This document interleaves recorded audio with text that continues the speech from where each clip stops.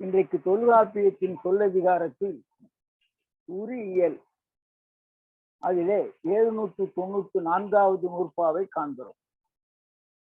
அலமரல் தெருமரல் என்கின்ற இரண்டு உரிச்சொல்.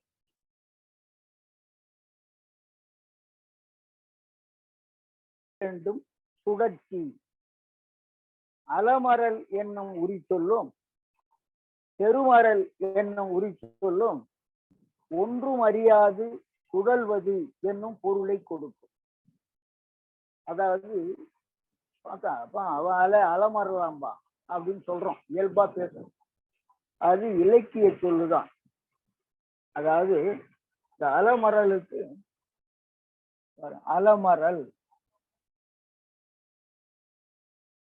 அலமரல் ஆயம். அலமரல் ஆயம் இது ஐங்குறு நூறுல 64வது பாட்டுல வருது. அது சுழலும் கூட்டம், சுழலும் குழு.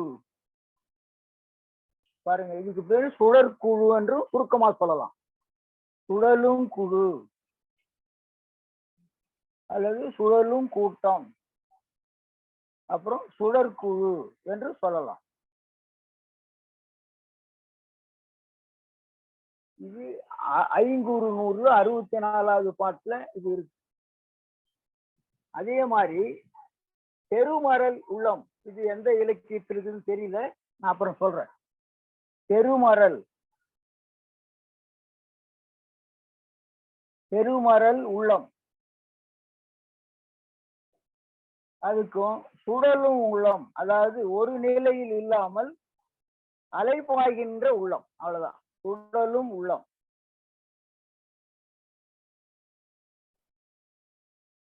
பெருமரல் என்பதற்கும் அலமரல் என்பதற்கும் சுழலுவது, சுழற்குழு, சுழற்கூட்டம், சுழற்குழு, சுழற்குழு என்று சொல்லலாம். இது சுழலும் உள்ளம், அதான் அலைபாய்கின்ற எண்ணம் என்று சொல்லலாம்.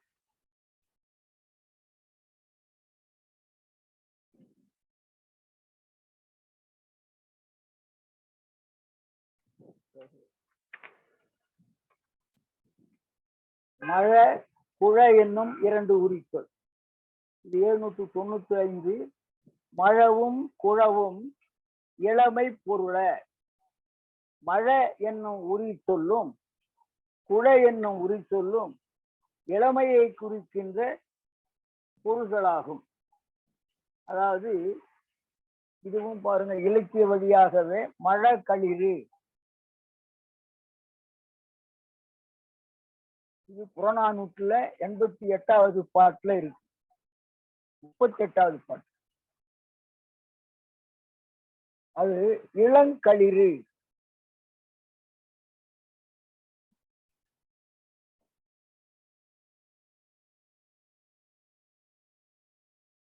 இளங்களிறு. அதே மாதிரி குழக்கன்று, நாலடியார்ல குழக்கன்று,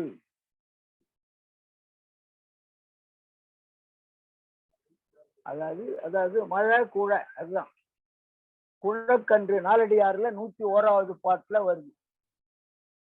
அதுவும் இளங்கன்று தான்.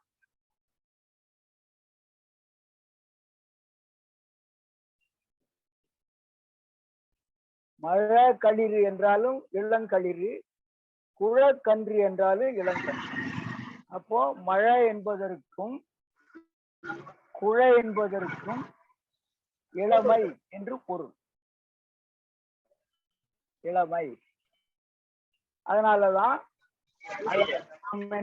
நாம் என்ன செய்துட்டோம், இந்த இளமை என்ற இந்த மழை குழவை வச்சு கொண்டுதான் மழலை என்று வளர்ந்தது, குழந்தை என்று வளர்ந்தது.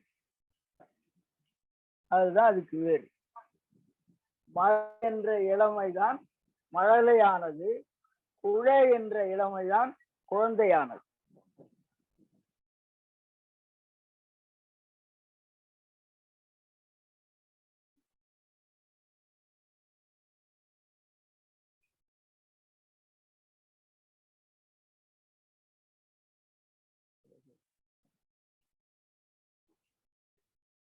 கீர்த்தி மாலை குறிச்சொல். கீர்த்தி மாலை என்கின்ற இரு சொல். 796. கீர்த்தி திகு புகழ் மாலை இயல்பே. கீர்த்தி என்னும் உரிச்சொல்லுக்கு சிறப்பு என்னும் பொருளும், மிகு புகழ் என்னும் பொருளும், மாலை என்னும் உரிச்சொல்லுக்கு இயல்பு அதாவது இயற்கை என்னும் பொருளும் உண்டு. இந்த கீர்த்தியை தான் அவர்கள் கீர்த்தியாக்கி கொண்டார்கள். இவன் கீர்த்தி மிக உடையான். இவன்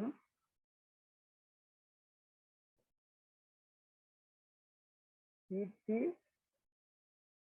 மிக உடையான்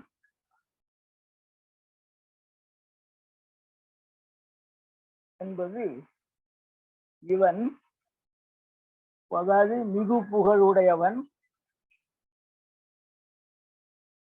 அல்லது மிகவும் சிறப்புடையவன்.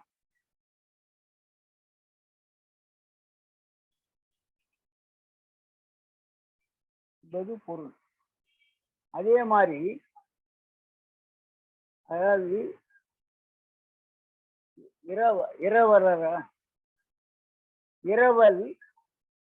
இரவல் மாலை பாருங்க. இரவல் இரவல்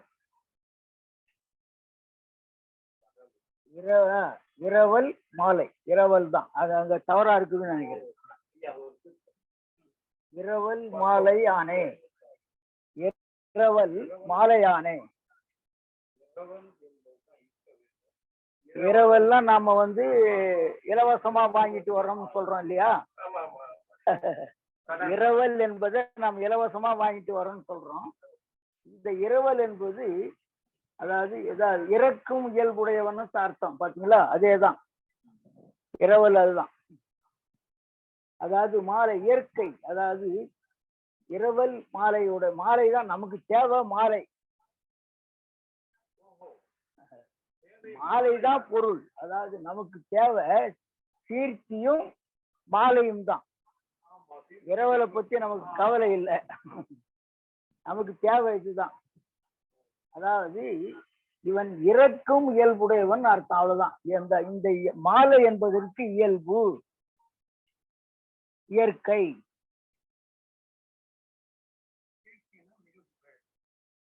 இப்போ நாம என்ன செய்யறோம்? இதே மாலையை பொழுதுக்கு கொண்டு போயிட்டோம், மலர் மாலைக்கு கொண்டு போயிட்டோம், இதுக்கெல்லாம் நாம் கொண்டு போட்டோம். ஆனா இது தோன்றி அதனாலதான் ஏற்கனவே இந்த உரியியலை தொடங்கும் பொழுதே தொல்காப்பியர் உங்களுக்கு ஏற்கனவே தெரிந்த பொருளை நான் சொல்ல போவதில்லை, தெரியாத பொருளைத்தான் விளக்கப் போகிறேன்னு சொன்னார்.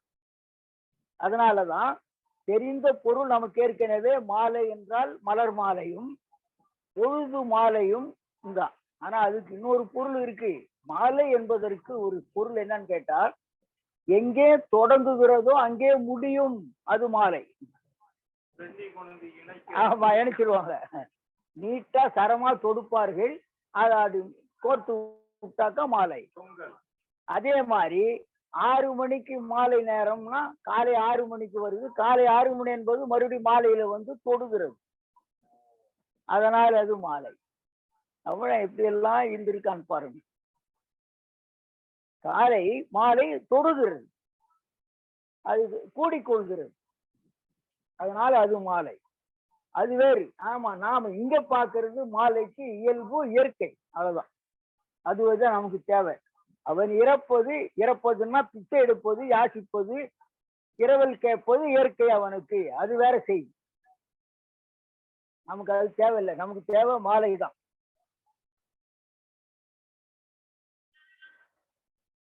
கீர்த்தியை தான் அவங்களுக்கு கீர்த்தி என்று ஆக்கி கொண்டார்கள். ரெண்டும் தமிழ் தான். எப்பவுமே வல்லினத்துக்கு ஒரு மாற்றாக ஒரு எழுத்து வரும். அது மட்டும் இல்ல, ஒலிப்புல நீங்க அங்க தொலைபேசியில கீர்த்தின்னா எனக்கு கீர்த்தின்னு கேட்கும். இந்த ஒலிப்பு ஓசுவால் கூட ஒன்னாகும். ஆனால் சமஸ்கிருத எழுத்து அதுல எதுவும் இல்லை. அதுக்காக சொல்ல வரேன், தமிழ் தான். அதாவது தனித்து ஒரு தனி குறிலை அடுத்து வேணா இரு வந்திருந்தா சொல்லிடலாம். நெடில அடுத்து தான் வந்திருக்கு. அதனால ஒண்ணும் இல்லை, தூய தமிழ் சொல். அந்த இந்த இரவல் இரவல் மாலையானை என்பது குறிஞ்சிப்பாட்டு 239வது பாட வரி குறிஞ்சிப்பாட்டுல இருக்கு. அதான் 10 பாட்டுல குறிஞ்சிப்பாட்டு. சரி, கூர்ப்பு கழிவு என்னும் 2 உரிச்சொல். 797 கூர்ப்பும் கழிவும் உள்ளது சிறக்கும். கூர்ப்பு என்னும் உரிச்சொல்லும் கழிவு என்னும் உரிச்சொல்லும் உள்ள ஒரு பொருளினது மிகுதியினை குறிக்கின்ற சொல்லாகும். அதாவது துணி கூர் எவ்வம், துணி கூர் எவ்வம் பாருங்க, துணி கூர் எவ்வம், துணி கூர் எவ்வம் மிகுதியான துன்பம். பாருங்க ஐயா, மிகுதியான துன்பம்.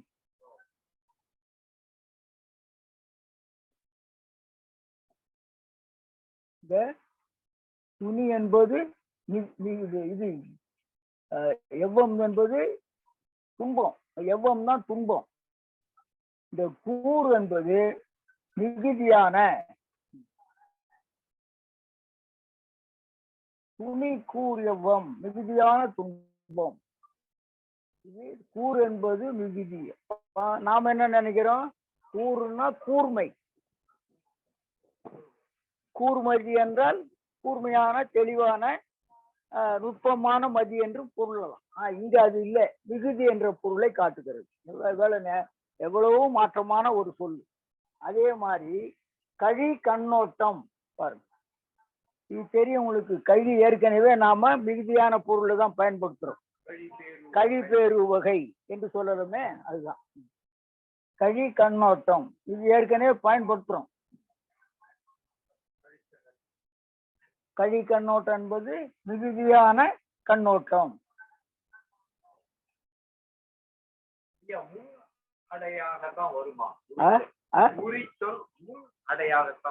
அது பெரும்பாலும் மிகுதிய முன்னாலதான் வரும், அடையாதான் வரும். ஆனா இடையில எங்கேயும் வர்ற மாதிரி இல்லை.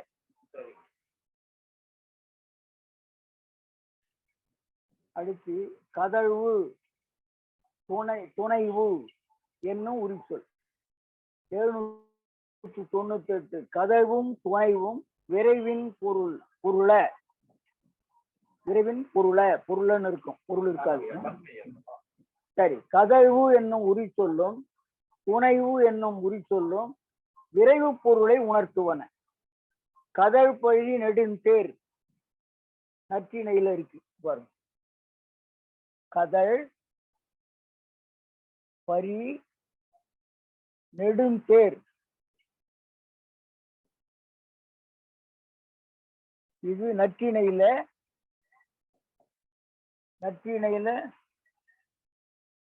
203வது பாடல்.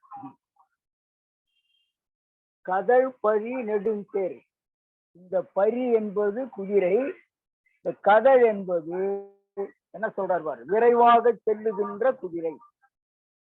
பாருங்க, இந்த விரைவாக செல்லுகின்ற என்ற இவ்வளவு பெரிய நீட்டான ஒரு சொற்றொடரை கதழ் என்கின்ற 3 எழுத்தில் அடக்கிவிட்டார். விரைவாக செல்லுகின்ற, விரைவாக ஓடுகின்ற பரி என்று சொல்ற ஒரு சொல்லை, சொற்றொடரை கதழ் என்கின்ற 3 எழுத்தில் அடக்கி விட்டார்கள். மிகுதிதான், அது மிகுதியான பொருள் தான். ஆனா விரைவு, விரைவாக செல்லுகின்ற குதிரையை உடைய தேர், நெடுந்தேர்னா பெரிய தேர். சரி, அப்புறம் துணை பரி அகம் 9 பாருங்க. துணை, இந்த பாருங்க துணை பார்க்கணும். துணை பரி அகம் 9, அகநானூறுல 9வது பாட்டு. ஐயா, என்னுடைய குரல் எனக்கே வருது, திரும்ப எதிரொலிக்குது. துணை பரி பாருங்க, இந்த பரி என்பது குதிரை தெரியும். இந்த துணை என்பது விரைவு, விரைந்து ஓடுகின்ற, விரைந்து செல்லுகின்ற குதிரை. இந்த துணை பாருங்க, அதாவது 3 எழுத்தையா, இது 2 எழுத்து. விரைந்து செல்லுகின்ற குதிரை என்ற ஒரு சொற்றொடரை 2 எழுத்திலேயே துணை பெறுகின்றான். எவ்வளவு சுருக்கி இருக்கான் பாருங்க. இதற்கு மட்டும் நான் தான் சொல்லியிருக்கிறேன், சீராகாது. துணைப்பறினா ஒரு சீராயிடுச்சு. துணைப்பறின்னு ஒன்னா சேர்த்தா சீரு, துணைப்பறினா சீரு, கருவளம், அவ்வளவுதான். அதே மாதிரி ஒருத்தர் இந்த போல் என்பது ஒரு சீராகாது, அதனாலதான் போலன்னு ஆகிட்டா சீராயிடும். 2 ஓமை தான். அது ஓமை தான், ஓம உறுப்பு தான். போலும் ஓம உறுப்பு தான், போல ஓம உறுப்பு தான், போன்று போன்றன்றதும் ஓம உறுப்பு தான். ஆனா போலுன்னு போட்டாக்கா ஓரசை, போலன்னு போட்டா ஈரசை.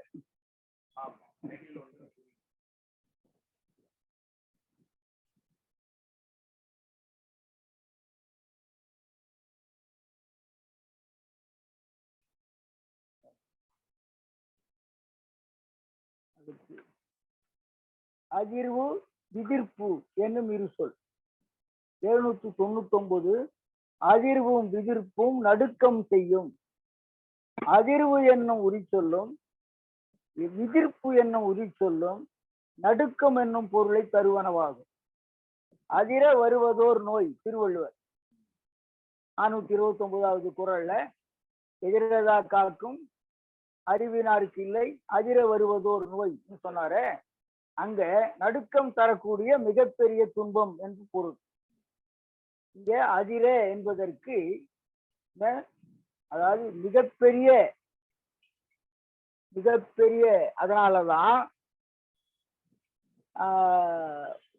அந்த முடிக்கும் போது அதிர வருவதோர் நோய் என்னும் சார்.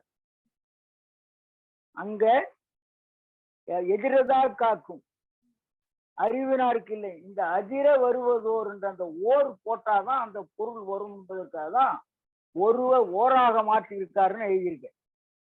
சரி, அதுக்கப்புறம் விதுப்புறல் அறியா ஏம காப்பினை, இதுவும் புறநானூறு. விதிப்புறல், இது விதுப்புறல். விதுப்புறல் தூ தூ அந்த விதிர்ப்புன்னு வருது. அது மாதிரி கிடைக்கல எடுத்துக்காட்டு, ஆனால் இப்படி கொடுத்துருக்காங்க. சொல்லு அதுதான். இவரு கொடுத்துருக்கிறது விதிர்ப்பு, அதுல விதுப்புன்னு இருக்கு, அவ்வளவுதான். அது வரும். அது செய்யலு கூட மாத்திருக்கலாம். மேல கதுப்புன்னு இருந்தா அந்த விதுப்புன்னு மாத்திக்குவாங்க. அந்த விதி விலக்கு புலவர்களுக்கு உண்டு. விதிப்புறல் அறியா ஏம காப்பினை புறம் 20வது பாட்டு. சரி, இதுக்கு என்ன? நடுக்கம் தந்த கவலையுடையது நின்னாடு. பாருங்க, விதுப்புறல்லாம் நடுக்கம் தருகின்ற, நடுக்கம் தராத, நடுக்கம் தராத காவலை உடையது, காவலை உடையது நின்னாடு. அதாவது ஐயா, அது மறுபடியும் என்னுடைய குரல் எனக்கு வருது. ஐயா, விதிர்ப்புற்று நின்றான்னு சொல்றாங்கல்ல, அதுதான் விதிர்ப்பு. அதேதான், விதிர்ப்புனா நடுக்கம். அதுவேதான், அது வருது. இது ஆகுங்க. மேல நீங்க இந்த அடுத்த இந்த பார்த்தாதான் தெரியும் உங்களுக்கு. புறநானூற விதிர்ப்பு என்றாலே நடுக்கம், விதுப்புனாலும் நடுக்கம் தான். அதுதான் எடுத்துக்காட்டு காட்டிருக்காங்க. யாரு? இந்த எடுத்துக்காட்டு நானே எடுக்கல. குறள்ல ஈர்கை விதிராருன்னு இருக்குல்ல, விதிராருன்னு இருக்க, அது நடுக்கம். நடுக்கம் உதறது தானே, கைய உதறது தானே, கைய உதறால, அது நடுக்கம். நடுக்கம் தான், அது வேற நடுக்கம். அது நாமா நடுக்கிறது, தானா நடுக்கம் வேற. இது என்ன? நடுக்கம் இல்லாத நாடு என்பது தலைவனிடத்துல தலைவியோ தோழியோ சொல்றா, நீ ஏன்டா இப்படி துன்பம் கொடுக்குற, உன் நாடு துன்பம் கொடுக்காத நாடுன்னு சொல்றா. அதாவது அவன் நாட்டை சிறந்த நாட்டுல இருந்து நீ வர்றத ஏன் எங்களுக்கு துன்பம் கொடுக்குறேன்னு கேக்குறா. ரொம்ப அருமையான செய்தி அது.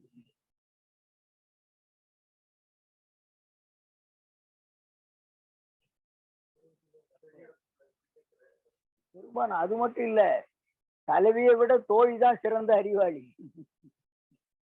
தலைவி அதுல எல்லாவற்றையுமே நம்ம சங்க இலக்கியம் முழுக்க தோழிக்கு சிறப்பான இடம் இருக்கிறது. சிறப்பான அறிவாளியாவ தான், சிறப்பான வழிகாட்டியாவ தான், இவங்களை சேர்த்து வைக்கிறதாவ தான், வாழ வைக்கிறதாவ. ஆனா இப்போதைய காலகட்டத்துல மாறி அவளே அவளே கூட போடுவாளோ?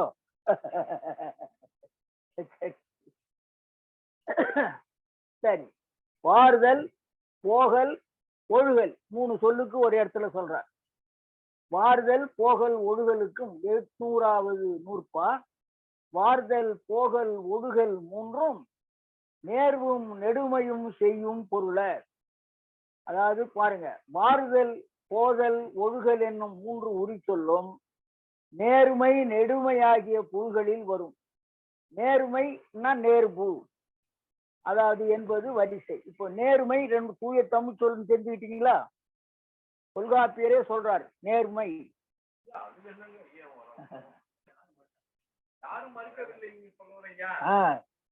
நேர்மை அதுக்கு நேர்பு என்று சொல்லலாம். இத நேர்பு நேர்பு என்று சொல்லலாம். நேர்மை எது நேர்மை?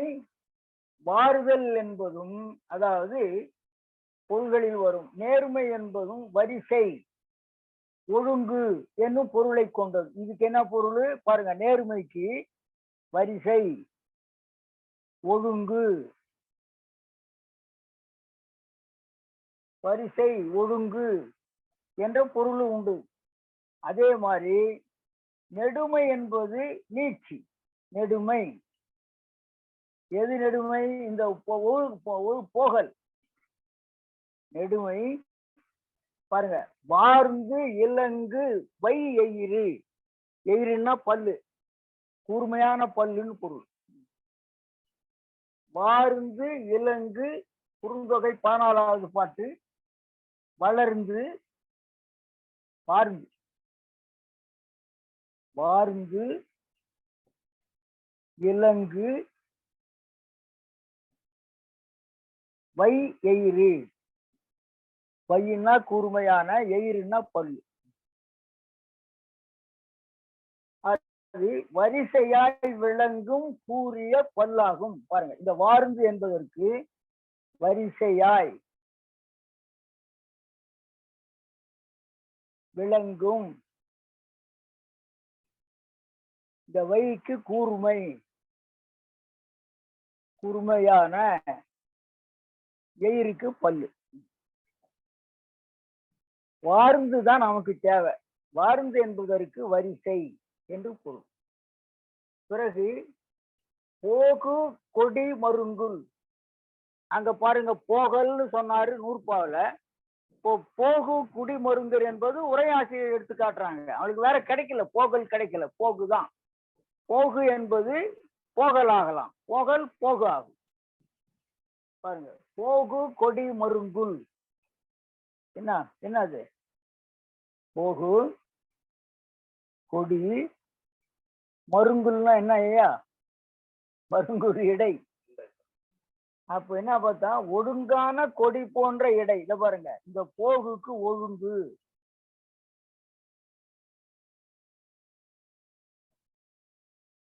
ஒழுங்கான கொடி போன்ற, மருங்குல்னா இடை. அதுக்கப்புறம் வார் மணல் அடைகரை இன்னொரு கொடுக்குற. வார் மணல், அந்த வார்தலுக்கு வார் மணல் அடைகரை, நீண்ட மணல் வெளி சார்ந்த கரை. இப்போ வாருனாலே நீண்டதுன்னு பொருள். அது மட்டும் இல்ல, வாரு என்றால் தோல்னு ஒரு பொருள் இருக்கு தமிழ்லயே. வாருனா நீண்டன்னு இருக்கு. வார்குழலி, வார்குழலினா நீண்ட கூந்தல். வார்குழலி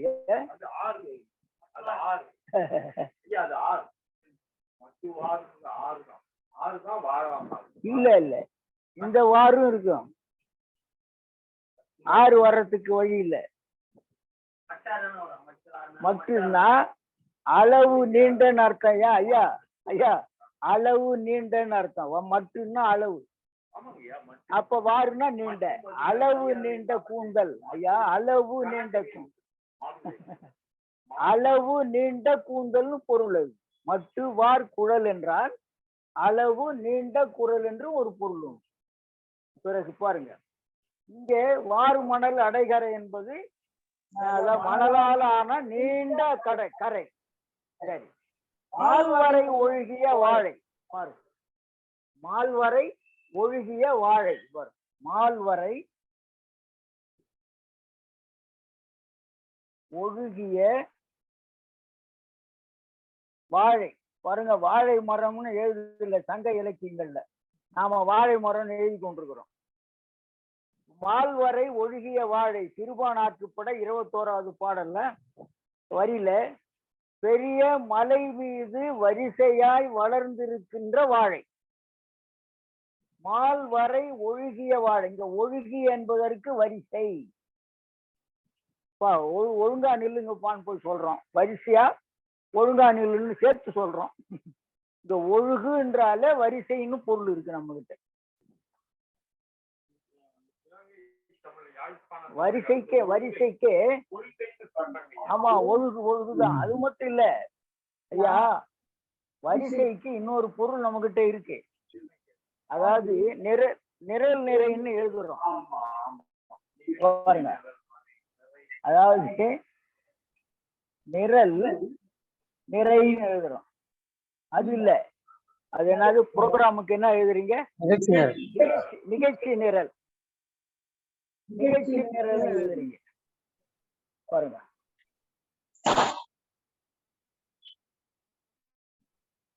நிகழ்ச்சி நிரல் எழுதுறோம். இப்ப இந்த நிரலுக்கு என்ன பொருள்? அல்ல, அதான் இந்த நிரலுக்கு பொருள் வரிசை தான். ஆனால் அந்த ஆங்கிலத்துல கியூன்னு சொல்றோம். அதுக்கு வடிவம் எதுறான்னா இதுதான். இது வடிவம். இது வடிவம் இந்த மாதிரி இருக்கிறதுனால அதுக்கு கியூன்றான். அப்ப என்ன அர்த்தம்? இங்க தொடங்கி அது மறுபடியும் இப்ப போயிடும். ஆங்கிலத்துல. தமிழ்ல அது கிடையாது. நிரல் என்ற சொல்லுக்கு ஒன்றன் பின் ஒன்று, அவ்வளவுதான். அது திரும்பாது.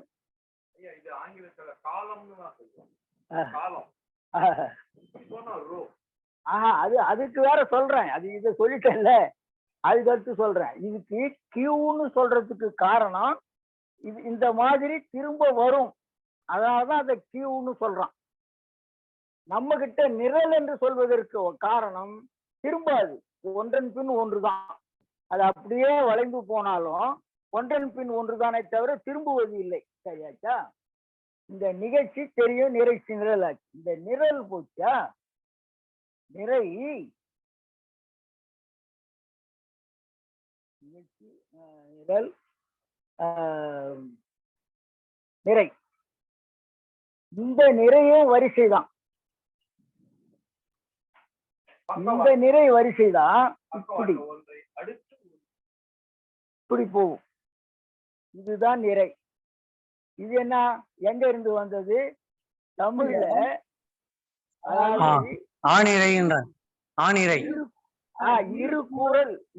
இரு குறில் இணைந்தால் நிறை. ஆமா, இரு குறில் இணைந்தால் நிறை. அப்படின்னா என்ன அர்த்தம்? நீ குறிலு ரை குறிலு நிறை. இரு குறில் இணைந்தால் எப்படின்னா பக்கத்துலன்னு அர்த்தம். இது ஒன்றன் பின் ஒன்று நிரல், ஒன்றன் பக்கம் ஒன்று நிறை. அதான் அப்படி வந்தா அது இதுக்கு பேரு நிறை, அதுக்கு பேரு நிரல். இது தமிழ்ல இருக்கு, நாம பயன்படுத்துறது இல்ல. இதுக்கு வேற என்னென்னமோ எழுதிருக்கிறோம். இணையாக எழுதுறோம், பேரலல் எழுதுறோம். ஆங்கிலத்துல பேரலல் போட்டுட்டு பக்கம் பக்கமா போறத ஆங்கிலத்துல ஒண்ணு பேரலல் போடுறாங்க, இல்லைன்னா இணையாகன்னு போடுறாங்க. இணையாக போடலாமா? ஆமாங்கய்யா. இணையாகனா ரெண்டு ரெண்டா நிக்கணும். ரெண்டு ரெண்டா தனித்தனியா நின்னாதான் இணையாக. பக்கத்தில் பக்கத்தில் இல்ல. இணையாததை இணைன்னு சொல்றோம். அதான் ரெண்டா இருந்தாதான் இணை.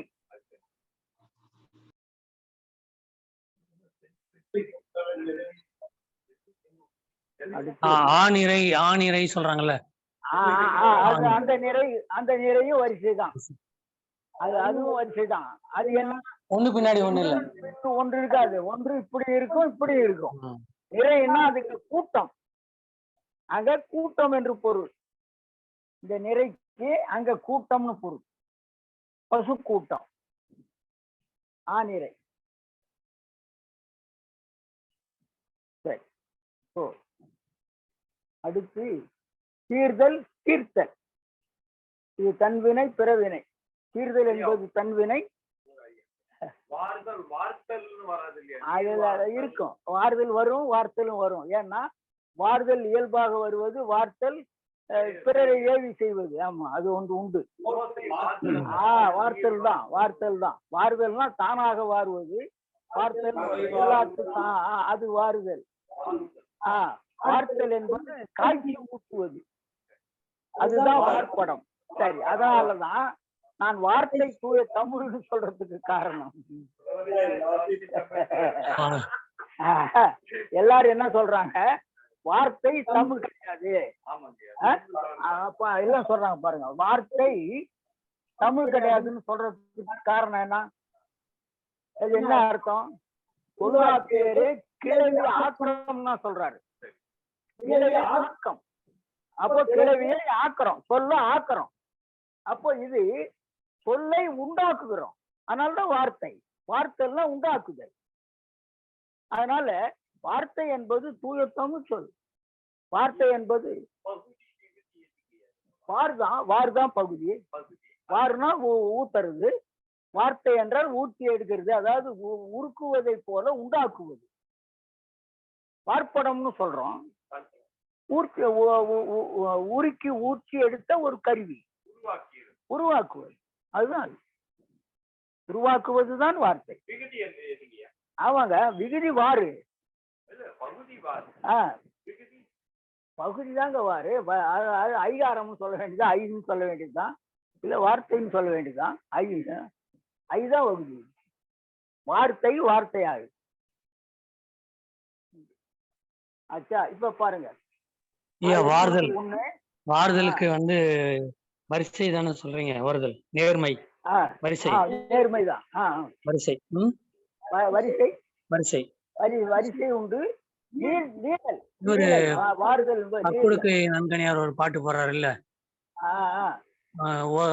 ஓரில் நீதல் கரங்கை ஓரில் இருந்தான் பாணி ததும்ப பிரிந்தோர் சேர்ந்தோர் பூவணிய புணர்ந்தோர் பூவணி அணிய பிரிந்தோர் பைதல் உன்கண் பணிவார்பு உரைப்ப.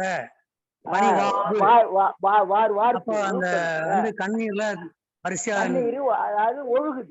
ஒழுகுதல். அதே போல வாருதல் என்பது ஒழுகுதல். அதே போல இங்க நெடுநீர்மை. நெடுமைனா காலத்தாட்சின்னு சொல்றோம்ல, திருக்குறள்ல வருதுல நெடுநீர்மைன்னு. நெடுநீர் சொல்றாரு. என்ன நிறைய வருது இருக்கு. சரி, இப்போ நாம தீர்தல் தீர்த்தலை பாக்குறோம். தீர்தல் தீர்த்தல் என்னும் இரண்டு உரி சொல்லும் நீக்கல் பொருளில் வரும். விடல், விடுதல், நீக்கல், தீர்தல், தன்வினை, தீர்த்தல், பிறவினை. அவ்வளவுதான்.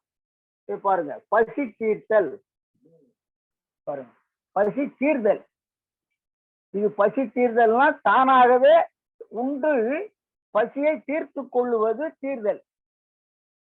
பசி நோய் தீர்த்தல்னா இன்னொருத்தர் வந்துதான் அதை தீர்க்க முடியும்.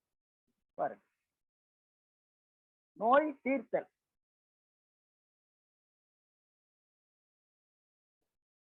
இதுவும் பசி தீர்தல்னா அவன் உண்டு தீர்த்துக்கணும்.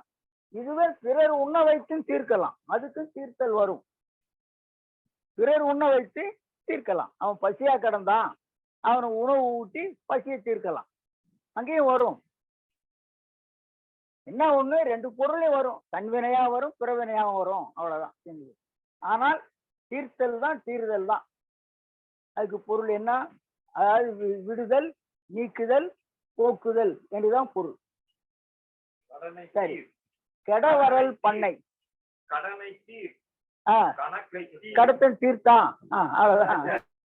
சொன்ன இப்ப எல்லாம் கடனை தீர்க்கிறது இல்ல, கடன் கொடுத்தவனே தீர்த்துறாங்க. சங்கராச்சாரியார் சொன்னது. இப்ப நடந்ததுயா? இல்ல இல்ல, இப்போ ஒரு 3 நாளைக்கு முன்னால மஸ்தானன் ஒரு நாடாளுமன்ற உறுப்பினர் உறவினரே தீர்த்துட்டாரு 17 லட்சம் ரூபாய். 5 பேர். 5 பேரு. அது காரணம் உறவினரே அவரு பணம் கொடுத்துட்டாரு. அதை சும்மா நெருக்கடி பண்ணாருன்னு கடன் கொடுக்கறதுக்கு பதிலா ஆளையே தீர்த்துட்டாங்க. அவ்வளவுதான், தீர்ந்து போச்சு.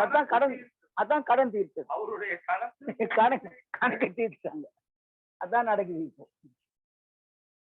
சரி, அதுக்கு அடுத்து கெடவரல் பண்ணை. இது ஏற்கனவே நாம பயன்படுத்திக்கிட்டு இருக்கோம். 802 கெடுவரல் பண்ணை 1002 விளையாட்டு. இது பாத்தீங்கன்னா கெடவரல் பண்ணை என்பது விளையாட்டு. கெடவரல் என்பதும் பண்ணை என்ற சொல்லும் விளையாட்டு என்ற பொருள்ல இருக்கு தமிழ்ல. விளையாட்டு அதுவும் என்ன 37 விளையாட்டு இருக்குதுன்றார். 32 விளையாட்டு இருக்கு பாருங்க. தமிழர் 32 வகையான விளையாட்டுகளை விளையாட்டி இருக்கிறார்கள். கெடவரல் என்னும் உரி சொல்லும் பண்ணை என்னும் உரி சொல்லும் விளையாட்டை குறித்த பொருளில் அமையும். கெடவரல் ஆயம், அதாவது ஆடி பாடும் தோழியர் குழு என்று பொருள். ஆயம்னாலே அதுதான் குழு, கூட்டம். அதாவது ஐம்பெருங்குழு எண்பேராயம். எண்பேராயம்னு அரசன் வச்சிருந்தான். இந்த கெடவரல்ன்ற சொல்லுல எந்த ஒரு எழுத்தும் இந்த பொருள் தரக்கூடிய வகையில இல்லை. எது பகுதி எப்படி தெரியும்?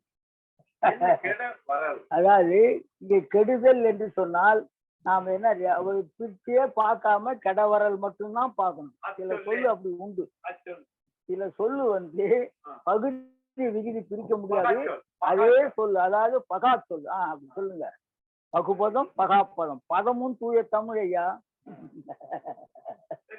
ஏன்னு கேட்டா இப்ப கால் இருக்க அடி பகுதி தரையில் பதிவதனால் அது பதியாகி பதமாயி பாதம்னு நீண்டுது. தரையில் பதிவதனால் பதிவு பதம் பாதம்னு நீண்டுச்சு. ஏன்? தரையில பதிவதனால். இங்கே நாக்கு பல்லுலயும் பல்முனையிலையும் பல் அடியிலையும் மேல் அன்னத்திலையும் பதிந்து உருவாகுவது பதம். சொல்லு. இது வலிந்து இல்லை. இதெல்லாம் வலிந்துதான். அப்படிதான் எல்லாரும் சொல்லிட்டு இருக்காங்க. வலிந்து சொல்லவில்லை. சரி, நாக்கை எங்கேயும் பதிக்காம சொல்லுங்க.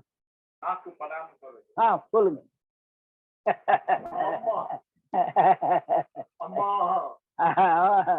சொல்ல முடியாது. எல்லாமே ஒண்ணு மட்டும் சொல்ல முடியுமா?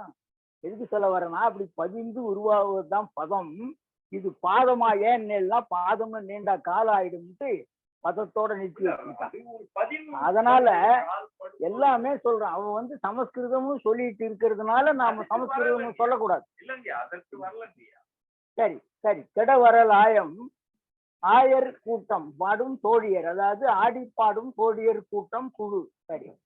பண்ணை தோன்றிய எண்ணான்கு பொருளும். இது என்ன? தொல்காப்பியத்திலேயே 1195வது நூற்பா இருக்கு. அதுக்கு என்ன சார் 32 எண்ணான்குன்னா 8 32. 32 பொருளும் 32 வகையான விளையாட்டுகளும் ஆடல் பாடல் கூத்து அனைத்து விளையாட்டுகளும் ஆகும். இந்த 32 விளையாட்டுக்கு 32 பொருள் இருக்குதான். அது தொல்காப்பியத்தான் பார்க்கணும். அங்க பார்த்து சிந்திக்கலாம். இப்ப நாம தொல்காப்பியம் படிக்கிறோம். தொல்காப்பியத்துல 1195வது நூற்பா வரும்போது பார்த்துக்கலாம். பொருள் அதிகாரத்துல வருது. சரி. இப்போ அதாவது பண்ணை தோன்றிய எண்ணான்கு பொருளும். இதான் அவர் உத்தின்னு எடுத்துக்கிட்டாரு. யாரு? அவருக்கு நன்னூலார் உத்தின்னு சொல்றாரு. அது வேற. இது விளையாட்டு. உத்தி அத உத்தின்னு எழுதணையா? இந்த உத்தி அதாவது உத்து, அது உய்த்து என்பதுதான் வேறு. உய்த்துன்னா சிந்தித்து உண்டாக்குவது. அதனால உய்த்து என்பதுதான் உச்சி என்று ஆனது. உய்த்து என்றால் ஆய்ந்து சிந்தித்து உண்டாக்குவது. அதுதான் சிந்தனை, அதுதான் உத்தி, அதுதான் உய்த்து தான் உத்தியானது.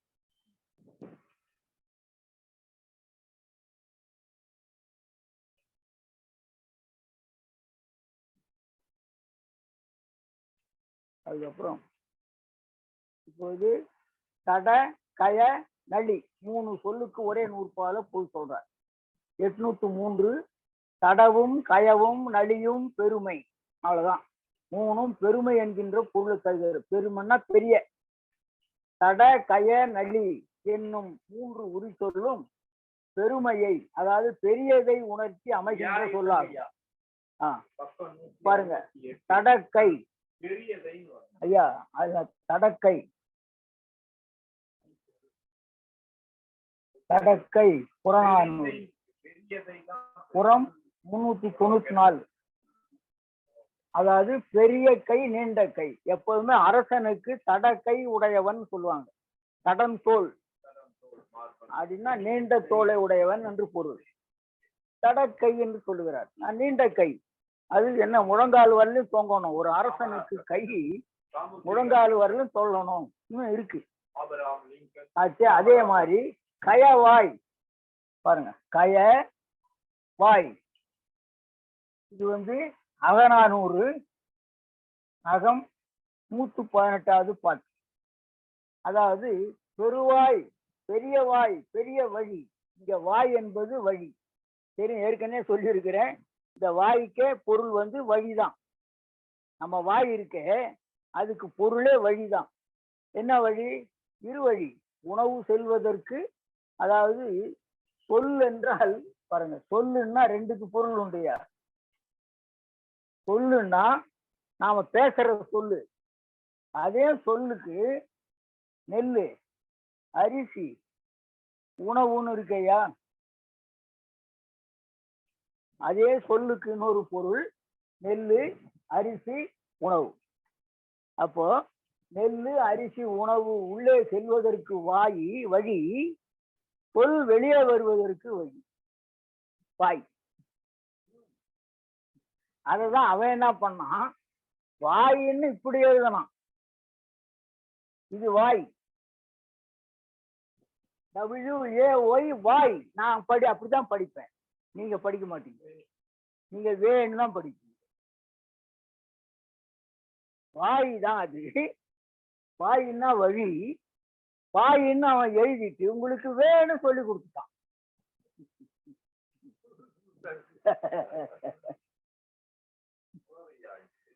வயா என்ற சொல்லி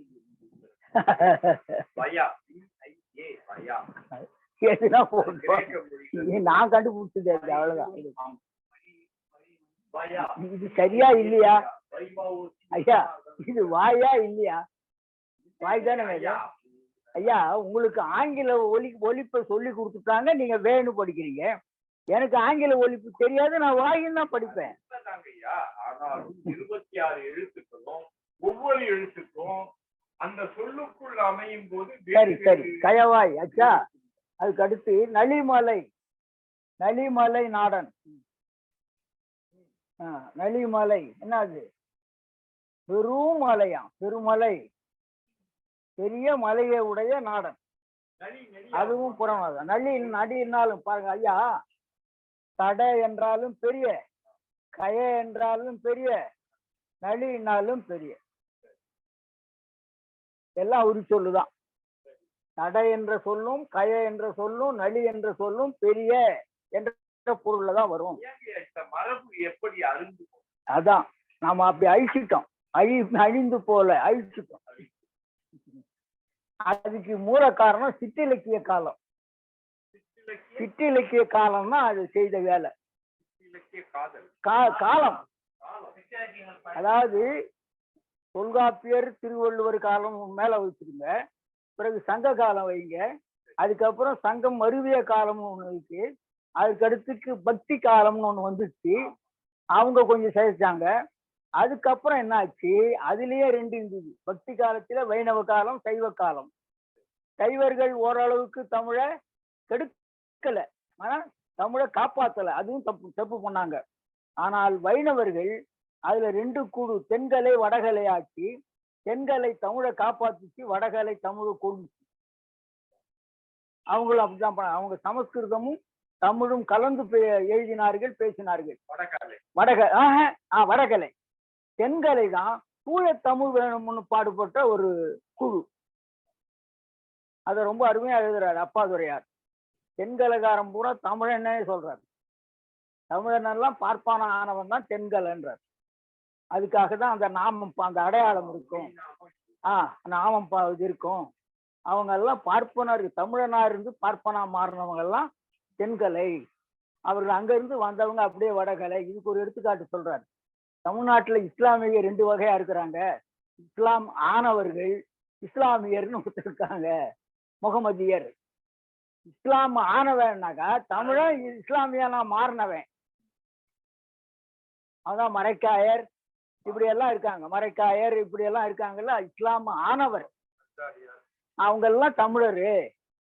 அவங்க இஸ்லாம் மதத்தை தழுவினவங்க. ஆனா அங்க இருந்து வந்தவங்க இன்னும் உருது பேசிட்டு இருப்பாங்க. அவ்வளவுதான். அவங்க வந்து வெளிநாட்டுல இருந்து வந்த இஸ்லாமியர்கள், அவங்க இஸ்லாமியராகவே இருக்கிறாங்க. அது ரெண்டு வகை இருக்காங்க. அந்த மாதிரின்னு சொல்றாரு அப்பாதுரையார். ரொம்ப அருமையான செய்தி. சரி, அடுத்து இப்ப தடை மேலும் விளக்கம், மறுபடியும் ஒரு விளக்கம் கொடுக்குறாருயா. தடை 804. அவற்றுள் தடை என் கிளவி கோட்டமும் செய்யும். கோட்டம்னா வளைவு. பாருங்க, ஏற்கனவே என்ன பார்த்தோம்? பெரிய என்று பொருள் வந்துதா, வளைவு என்ற பொருளையும் வரும்ன்றார். ஏற்கனவே பெரிய என்னும் பொருளை உணர்த்திய தடை என்னும் உரித்தொல் வளைவு என்னும் பொருளையும் தரும். தடமறுப்பு எருமை. இப்ப பாருங்க, இங்க மறுப்புன்னா என்ன? கொம்பு. தடமறுப்பு எருமை. இப்ப இந்த மறுப்பு என்பது கொம்பு, வளைந்த கொம்பை உடைய எருமை. இது வந்து நற்றிணையில 120வது பாட்டுல இருக்கு. அதே மாதிரி 3க்கும் விளக்கம் தராரு. அப்புறம் பாருங்க, அடுத்து கய மேலும் விளக்கம். கய என் கிளவி மென்மையும் செய்யும். இப்ப தடை என்பது கய என்றதற்கு பெரியன்னு சொன்னா இல்லையா, இங்க மென்மை என்ற பொருளை வருது. கயந்தலை மடப்பிடின்றார். கயந்தலை மடப்பிடி. என்னது? பிடின்னா பெண் யானை, மடன்னா இளமை பொருந்திய அல்லது அறியாமை உடைய, அதாவது மெல்லிய. என்ன கேட்டா மெல்லிய. இந்த கயம் தலை என்பதுதான் மெல்லிய. மென்மையான மெல்லிய தலையை உடைய பெண் யானை கயந்தலை. மென்மையான மெல்லிய தலை. இன்னொன்னு இருக்கு, கயம்னா குளம்னு ஒண்ணு இருக்கு, தெரியுமா உங்களுக்கு?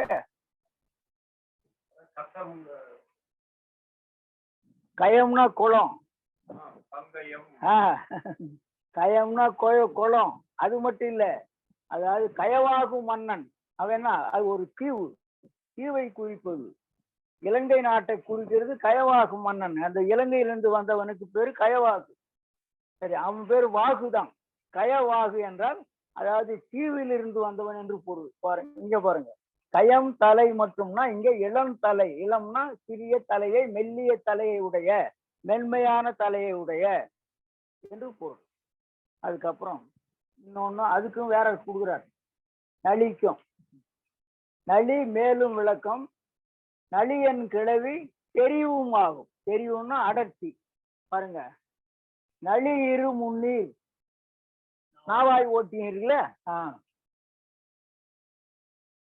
நளி இரு முன்னீர். முன்னீர்னா கடல். 3 நீர்களை வருது, ஆற்று நீர், ஊற்று நீர், மழை நீர் என்று அதுக்கு பொருள். இந்த நளி இருன்னா மிகப்பெரியன்னு அர்த்தம். இருன்னா 2 இல்ல, இருன்னா பெரிய. அதாவது நளி என்பது என்ன அப்படின்னு கேட்டா, அடர்த்தி மிகுந்த பெரிய கடல்.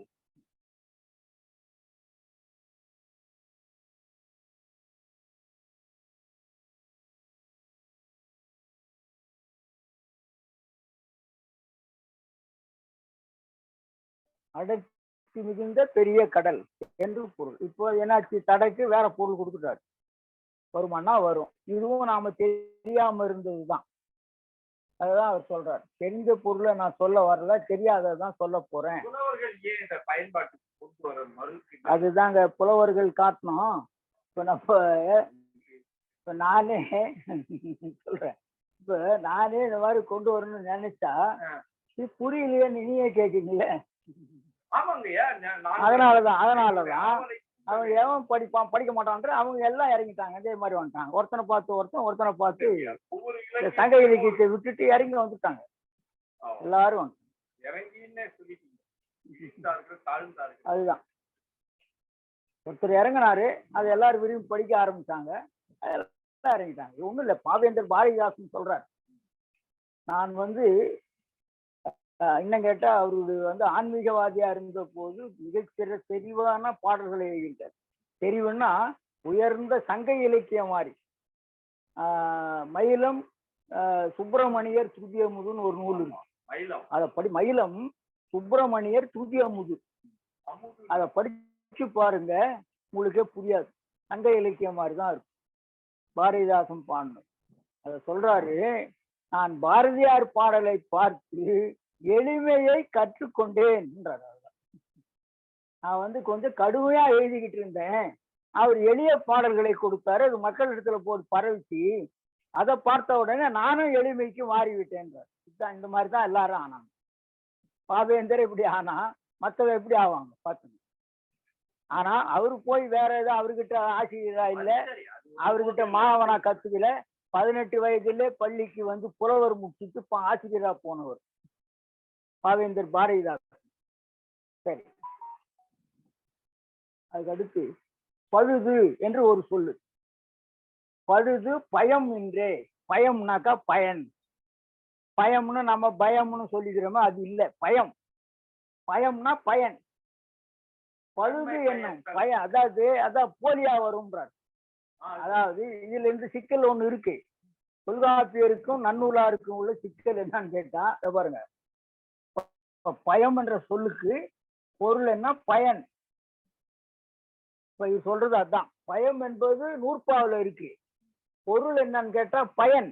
சரி, தொல்காப்பிய நன்னூலார் என்ன சொல்றாரு, இம்முதான் இன்னு ஆச்சுன்றார். இம்முதான் இன்னா மாறிச்சு போலி. இது சொல்றது நன்னூலார். ஆனால் தொல்காப்பியர் சொல்றது என்னன்னு கேட்டா, இன்னுதான் இம்மாச்சுன்றார். இதுல வேறுபாடு இருக்கு. இன்னுதான் இம்மாச்சு என்றாரு அவரு. இதுக்கு உரையாசிரியர்கள் என்ன சொல்றாங்க, தொல்காப்பியர் சொல்றதுதான் சரின்னு நிலைநாட்டுறாங்க. எப்படி என்று 2 சொல்ல காட்டி. என்ன சொல்லு கேட்டா, அழன் புலன், இந்த 2 சொல்ல காட்டுறாங்க. இது 2ம் தோன்றிய சொல்லு, அப்படியே இருக்கிறது. அது அறம் என்றோ புறம் என்றோ மாறவில்லை. அப்படின்னா என்ன அர்த்தம், இன்னுதான் தோற்றம்ன்றாங்க. இன்னுதான் தோற்றம், அதுதான் இம்மா மாறும் என்பதுதான் எடுத்துக்காட்டு. இந்த அழன்னாக்கா தெரியும் உங்களுக்கு, அழன்னா பிணம். புலன்னாக்கா இது துளை துளை துளை துளை. அழன் என்றால் பிணம், புடன் என்றால் பிணம். இது துளை துளை. இந்த சொல்லு தோன்றியபடியே இருக்கிறது. அப்படியானால் தோற்றம் இன்னுதான். இது உரையாசிரியர் எடுத்து காட்டுகிறார்கள். ஆனால் நன்னூலார் அப்படி சொல்லல. அவர் இம்முதான் இன்னாச்சுன்றார். இந்த வேறுபாடு இருக்கு. ஆனா நாம தொல்காப்பியரை நம்பணுமே தவிர நன்னூலாரை நம்ப கூடாது.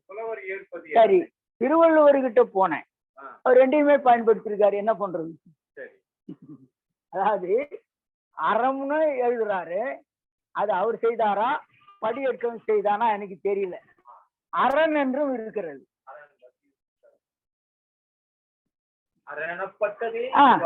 அப்போ அறம் எனப்பட்டதே சொல்லியிருக்கலாமே. ஏன் அரண் எனப்பட்டதேன்னு சொன்னாரு? சரி, இன்னொரு இடத்துல அறமுனே இருக்கு. இருக்கு, அங்க அரண் ஏன் சொல்லல? அறத்துக்கு அன்பு சார்புன்னா இன்னு இத்து ஆகாது, இம்முதான் இத்தாகும். அதனால அறம் அத்து சாரியை, இம்முதான் அத்து சாரியை வரும். அறம் அத்து சாரியை வரும். இம்மா இருந்தாதான் அத்து சாரியை வரும், இன்னா இருந்தா வராது. இன்னா இருந்தா அன்சாரியை பெறும். ஆனா இம்மா இருந்தாதான் அத்து சாரியை வரும். அப்போ இம்மு தானே அதுல இருக்கு. அப்ப திருவள்ளுவர் கிட்ட போனா ரெண்டையும் பயன்படுத்திருக்காரு. அதனால நாம துணிய முடியல. ஆனால் இதுதான் சரியா இருக்கும்னு நினைக்கிறேன், வேற ஒண்ணும் இல்ல. அப்ப போலின்னு சொல்லக்கூடாது, போலின்னு சொல்லக்கூடாது. அதுதாங்க, அதுக்கு ததம் போட்டு அது நான் பல முறை விளக்கியிருக்கேன். இப்போ உங்களுக்காக விளக்குறேன். அதாவது நன்னூலார் என்ன சொல்றாரு, கோவில் தான் இலக்கணம் உடையது, கோயில் இலக்கண போலின்றார். பாருங்க, கோவில் இலக்கணம் உடையது.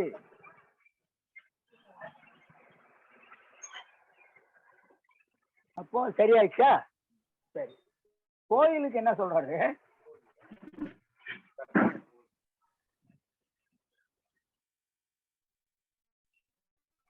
இலக்கண போலி.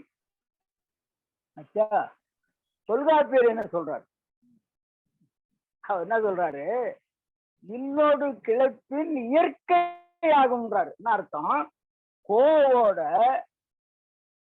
இல்ல சேர்த்தீங்கன்னா இயற்கையா இருக்கும்ன்றார். அதாவது இல்லோடு கிளப்பின்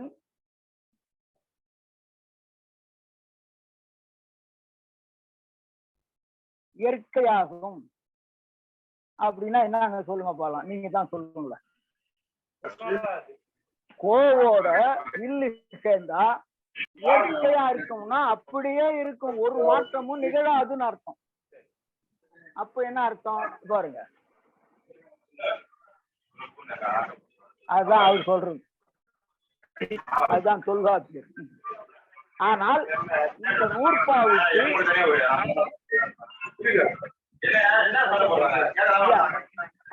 ஒரே சொத்தம் வருது. யாரோ அவங்க அங்க அங்க அங்க நடக்கிறது. இங்க கோயில் என்பது அவர் என்ன சொல்றாரு, இந்த கோயில்னு போட்டுட்டு இந்த நூற்பாவுக்கு முதல் உரையாசிரியர் இளம்பூரணர் இந்த கோயில் இயற்கையாகும்ன்றதுக்கு எடுத்துக்காட்டு தராரு. கோயில்ன்றார். இது யார் செய்யற தப்புன்னு சொல்லுங்க. தொல்காப்பியர் கோயில் இயற்கையாகும்ன்றாரு. முதல் உரையாசிரியர் இளம்பூரணர் அவர் இதுக்கு கோயில்னு போட்டு கோயில்னு எடுத்து காட்டுறார். அப்போ இயற்கையாகும்ன்றதுக்கு என்ன பொருள், அது இயற்கைன்னு அவர் நினைக்கிறாரு. இளம்பூரணர் அது இயற்கைன்றார். ஒண்ணு இல்ல, கோன்னா அரசன், அரசனுடைய இல்லம் அரண்மனை, அதுதான். அதுவும் அதேதான். அவ்வளவுதான். ஏன் இப்படி வரக்கூடாதான்னா கேக்குறான். சில பேர் என்ன சொல்றாங்க, எப்படிங்க உயிரெழுத்து நடுவுல வருமான்னு கேக்குறாங்க. வரலான்னு இன்னொரு அதே தொல்காப்பிய நூறுபா ஒண்ணு இருக்கு பாருங்க. நாய், நாதான் நாய், அதுவே நாயின்னு வரலாம், அதுவே நாயின்னு வரலாம், அதுவே நாயின்னு வரலான்னு இருக்கியா உரையாசிரியர். நானாலும் நாய் தான், நாயினாலும் நாய் தான், நாயினாலும் நாய் தான், இந்த நாயும் வரலாம்னு எழுதியிருக்காங்க.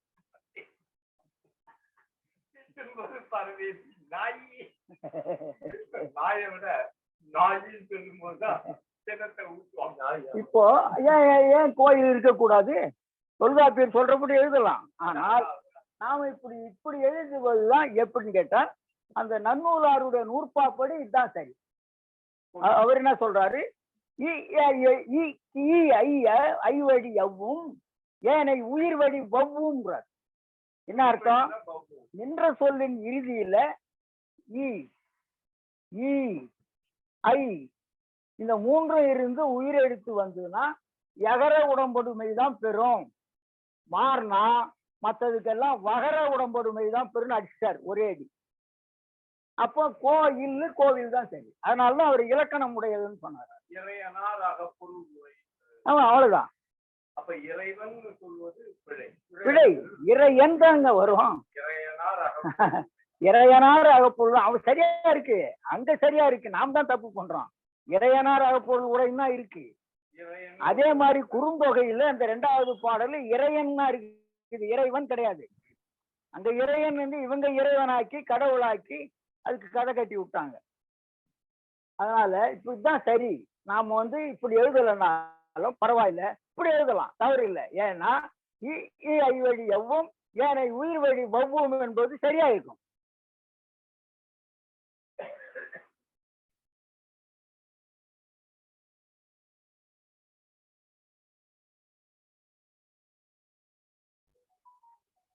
ஆச்சா, இது வந்து பழுதுதான் இப்ப பார்க்கணும். 807 சரி, 807 பழுது பயம் என்றே அதுக்குதான் வந்தோம். பயம்னா பயன் இல்லை, அதாவது பழுதாயிடுச்சுன்னா பயன் இல்லைன்னு அர்த்தம், அவ்வளவுதான், வேற ஒண்ணும் இல்லை. பழுது என்னும் உரிச்சொல் பயன் இல்லை என்னும் பொருளை தரும். பயன் என்பது பயம் என்று போலியாக வந்துள்ளது. பழுது என்றால் கேடுற்றது அல்லது கெட்டு விட்டது. ஐயா, பழுதாயிடுச்சுன்னு சொல்றோமே, கெட்டு விட்டது. சரி, இன்னொன்னுக்குதா, அப்போ பழுது பார்ப்பு நிலையம், பழுது பார்ப்பு சரியாச்சு இல்லையா? அப்போ பழுது என்பதற்கு என்ன பொருள்னு சொன்னா பயனற்றது,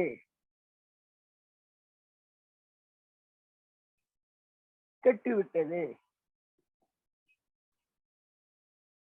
அதுதான் பொருள். ஆனால் இதே பழுதுக்கு இன்னொரு பொருளுக்கு தெரியுமாங்க, பாம்பென நினைத்து பழுதை பாம்பென நினைத்தான்னு சொல்றோம். பழுதுன்னா கயிறுயா. பழுதை தானேங்க கயிறு. பழுதே பழுதை இல்லையா? பழுதுனாலே கயிறு. கயிற்று துண்டு கடந்தது அது பாம்புன்னு நினைச்சேன்றான். அப்போ பழுது என்றால் கயிறு என்ற ஒரு பொருளும் இருக்கிறது. அது தெரிந்த பொருள்னு சொல்லல அவர், தெரியாத பொருள். நமக்கு இந்த பழுது என்பது பயனற்றது ஏற்கனவே தெரிஞ்சுதான் வச்சிருக்கிறோம். இருந்தாலும் அவர் நினைக்கிறார். அடுத்து அப்புறம் சாயல். சாயல்னு ஒரு சொல் இருக்கு 808. சாயல் மென்மை. சாயல் என்பது மென்மை. நாம என்ன நினைக்கிறோம், சாயலுக்கு என்ன பொருள் சொல்லுவோம், அதை போலன்னு நினைக்கிறோம். அதை போல சாயல் உடையவர் அல்ல இவர் சொல்றது தெரியுமா? சாயல்னா மென்மை. சாயல் என்னும் உரி சொல்லு மென்மை என்னும் பொருளினை தரும். சாயல் மார்பு நனி அலைத்தன்றே. பாருங்க, சாயல் மார்புன்றார்.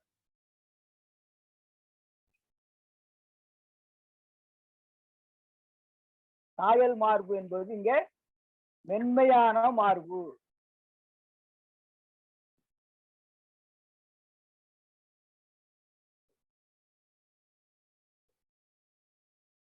அது புறநானூற்றுல இருக்கு. அதுவும் 16வது பாட்டுல புறநானூறுல சாயல் மார்பு நனி அலைத்தன்றே என்று இருக்கிறது.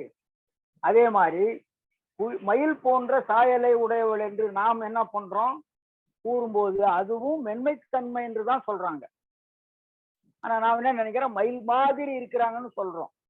ஆனா மயில் கிட்ட எப்படி மென்மைத்தன்மை, தோகையினுடைய மென்மை, தோகையினுடைய மென்மை. சரி, இந்த தோகை என்பது, இந்த தோகை என்று சொன்னால் அதுக்கு என்ன பொருள்னா,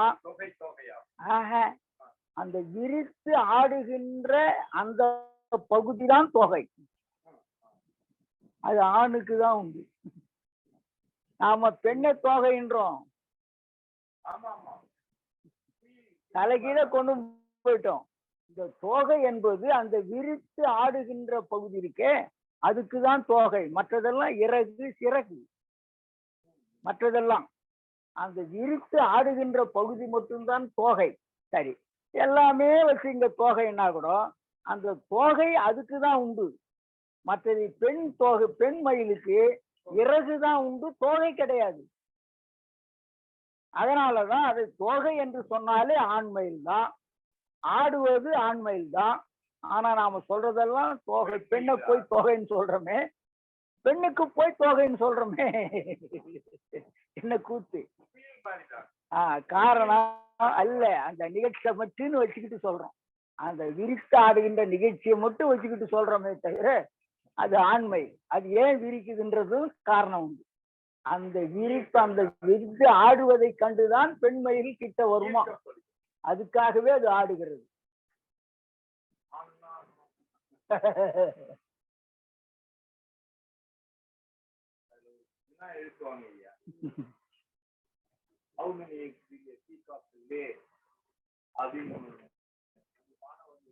மலரே ஏங்க, மலரே மனம் வீசும் போது என்ன, மலர் ஏன் மனம் வீசுதுன்னு சொல்றாங்கய்யா. மலர்ல ஏன் மனம் இருக்கிறது என்றால் வண்டை ஈர்ப்பதற்காகத்தான். அவ்வளவுதான். சரி, இப்ப பார்க்கலாம். இது முழுது 809. முழுது என் கிழவி எஞ்சா பொருட்டே. எல்லாம் எல்லாம் என்பதுதான் முழுது.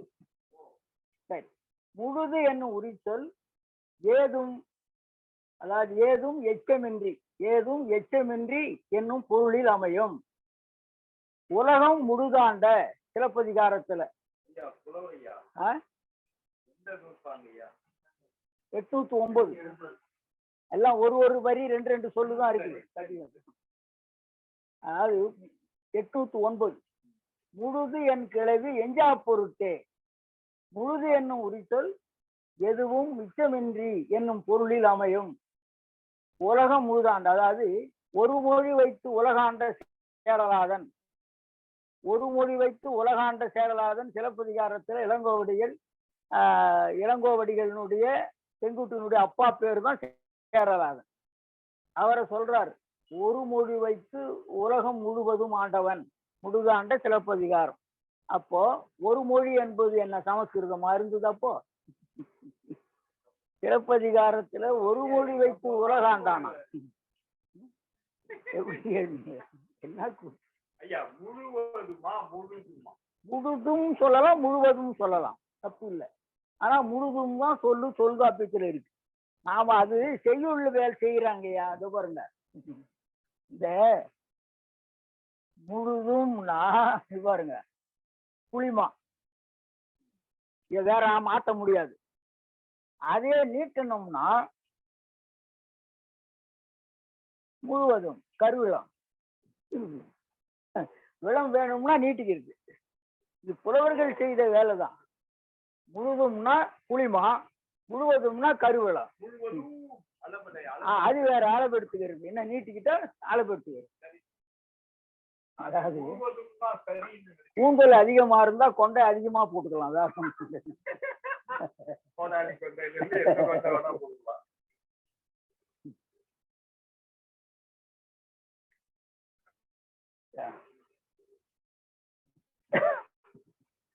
அதுக்கப்புறம் தும்பு, அதாவது என்னது, வாழை விட்டுட்டு தும்பு விட்டுட்டான்றோம். அந்த தும்பு இல்லை இது. பாருங்க, இது வம்பு.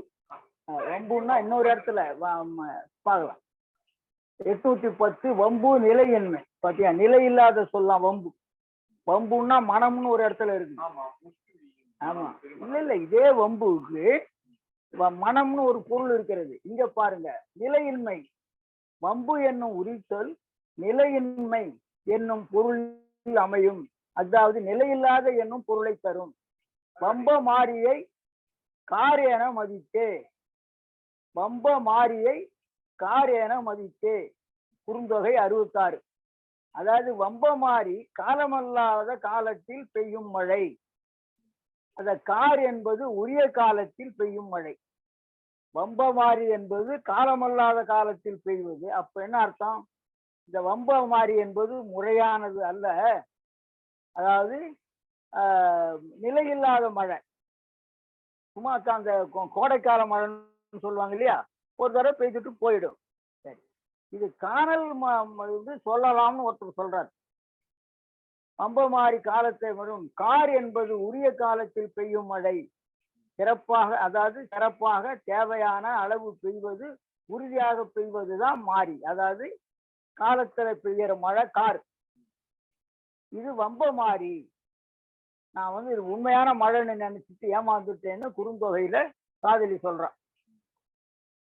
ஐயா வன்புன்னு சொல்றாங்க. ஆ? வல்குட்டல் பூன்ற மாதிரி வன்பு. வம்பு என்பது மனம்யா, மனம் ஒரு பொருள் இருக்கு, இங்க சொல்லல அவரு. அது சரிங்கய்யா. ஆ. வம்புன்றது மனம். இந்த வம்பு நாம ஒரு வம்பு சொல்றோமே, வல்குட்டல் பூ வன்புன்றாங்களே. வறுப்பு வறுப்பா. வன்பு. பண்பு என்றால் கேளுங்க, அது என்ன தெரியுமா?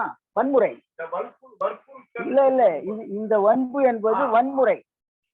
வன்தொடர். வன்முறை. அதான் கேக்குறேன். ஓஹோ. இந்த வன்பு, சரி. இது வன்முறை. இது அப்படின்னா வம்பா மாறாது. இல்ல, வெறும் வன்னு போட்டீங்கன்னா இது ஹார்டு. ஆடு ஆங்கிலத்துல ஹார்டு. வன்பொருள், பார்வோம். திடப்பொருள். வல்லுதான் வண்ணாகுது, இது வல்லு. ஆனா இந்த வன் போட்டீங்கன்னா கொடைத்தன்மைன்னு அர்த்தம். அது சரி. இந்த வன் போட்டா கொடைத்தன்மை. வள்ளு வனமாகும், வண்ணாகும். இல்ல வம்புன்ற போலியா மாறாது. ஆஹா, வம்பு என்ற சொல் வம்பு என்ற போலியாக மாறவே மாறாது. ஏன்னு கேட்டா இன்னொன்னு இருக்கு. அது ஏன்னு கேட்டா இந்த பூ வந்தா முன்னால இம்மா மாறுறது உண்டுதான். ஏன்னா அதுக்கு ஒரு எடுத்துக்காட்டு நீங்க சொல்றது இல்லையா? இது கேளுங்க, பாய்பு என்பது என்ன தெரியுங்களா? பாய்வு தான் பாம்பு. அது பாய்ந்து பாய்ந்து ஓடுவதனால் பாய்வு. இதுதான் சொல்லு தொடக்கம்.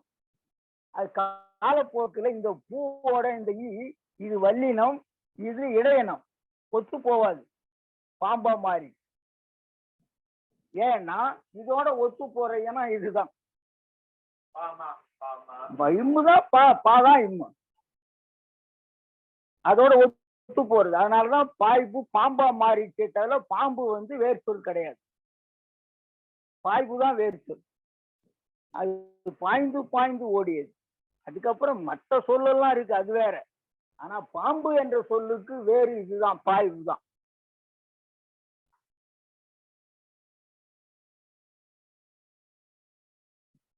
அதுக்கு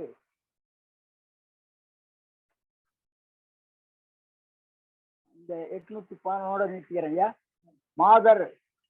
மாதர் காதல். அந்த காலத்துல சங்க இலக்கியத்துல மாதர் என்றால் அழகிய பெண்ணுன்னு ஒரு பொருள், அழகிய பெண்டில் என்று பொருள். காதல் என்ற சொல்ல சொல்றார். மாதர் என்னும் உரித்தல் காதல் பேரன்பு என்னும் பொருளில் வரும். அதாவது மாதருக்குள் மான் நோக்கின், அதாவது மாதருக்குள் மான் நோக்கின்னா மட நல்லாய், கலித்தொகையில 56வது பாட்டுல வருகிறது. அழகுடைய மானின் பார்வை கொண்ட இளநங்கையே என்று பொருள். அழகிய மானின் பார்வை கொண்ட இளநங்கையே என்று அதுக்கு பொருள். இங்க மாதர் தான். நான் அன்னைக்கு இன்னைக்கு சொல்றேன். இங்க மாதர் அது அழகிய பெண்டீர், அழகிய பெண்டீர் ஒரு பொருள். அதே மாதருக்கு காதல் ஒரு பொருள். இந்த மாதர் தான் என்னாச்சு, தாய். என்ன அர்த்தம்? பெருமை மிக்க தாய். பெருமை மிக்க தாய் என்ன பண்ணாங்க, ஆக்கிட்டாங்க,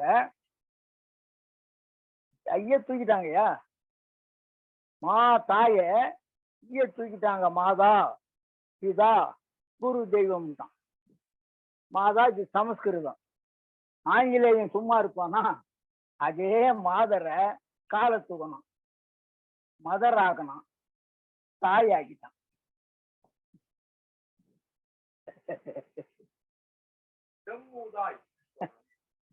மூதாயின்னா முதியவள் அர்த்தம். பழங்காலத்து வயது வந்த பெண், அவ்வளவுதான். என்ன கேட்டா 7 பருவத்துல கடைசி பருவம் என்னது, பேரிளம் பெண். கடைசி பருவத்துக்கு பேரிளம் பெண்ணுங்க. கேள்வின்னு சொல்லக்கூடாதுன்னு. கிழவி என்பது உரிமை உடையவள் என்று பொருள், வேற ஒண்ணும் இல்ல. உரிமை உடையவள் யாருக்கு? அவனுக்கு, தலைவனுக்கு அவள் உரிமை உடையவள். அவன் கிழவன் என்றால் இவளுக்கு உரிமை உடையவன். இப்படி இந்த சொல்லுதான் அது. பாவேந்தர், பாவேந்தர். ஐயா மூதாய் மூதாய் என்பது அம்பலப்பூச்சின்னு தான் சொல்றாங்க. அம்பலப்பூச்சிக்கும் ஒரு தம்பளப்பூச்சிக்கும் ஒரு பேர் மூதாய்.